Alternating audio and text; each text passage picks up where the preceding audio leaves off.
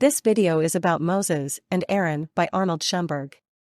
I explain the most important facts about the work and the composer. Arnold Schoenberg, an influential composer of 12-tone music, created one of his most ambitious works, with Moses and Aron. This opera in 3 acts, with the third act left unfinished, is based on Schoenberg's own libretto and focuses on the biblical story of Moses and Aron, in particular the arguments about the representation of God and the golden calf. Schoenberg began work on the opera in the early 1930s, and it shows his deep engagement with religious themes and his own Jewish identity. Schoenberg worked intensively on Moses and Aron from 1930 to 1932, but was only able to complete 2 of the planned 3 acts. The opera remains in this 2-part form to this day. Schoenberg used his 12-tone technique here to create a musical language that does justice to the complexity and depth of the subject matter. The opera demonstrates Schoenberg's interest in presenting philosophical and theological ideas through music and text. The opera follows the biblical story of Moses, who was chosen by God to lead the Israelites out of Egypt. In the first act, Moses receives the word of God and meets Aron, who becomes his spokesman. In the second act, Aron tries to convey Moses' abstract messages to the Israelites, which leads to a conflict between the figurative and abstract representation of God. The Israelites finally turn to a golden calf, which deeply shocks Moses. The unfinished third act was intended to depict the further events surrounding Moses and the 10 Commandments. In Moses and Aron, Schoenberg uses the 12-tone technique to create a taut and intense musical structure. The music is characteristic of his late phase, with complex harmonies and a deep textual connection. The opera is known for its demanding vocal parts and the use of a large orchestra.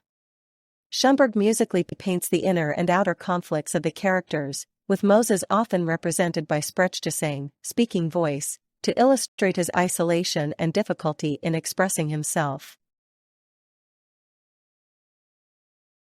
Moses and Aron calls for a large cast, including leading roles for Moses, bass, and Aron, tenor, as well as numerous supporting roles and a large chorus representing various groups of Israelites.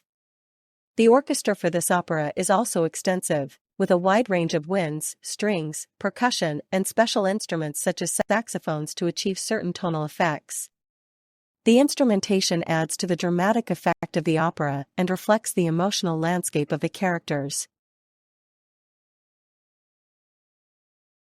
Moses and Aron is a key work in Schoenberg's oeuvre and demonstrates his interest in the connection between music and philosophy.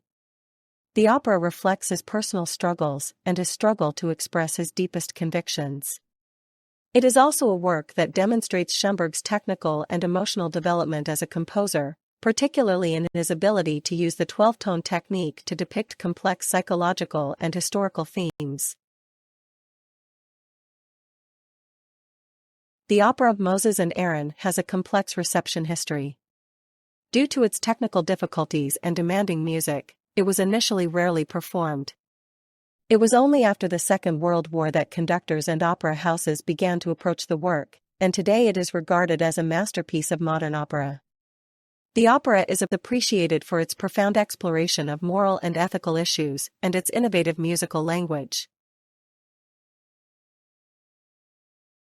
For music students, Moses and Aron provides a rich resource for the study of 12-tone music and modern opera.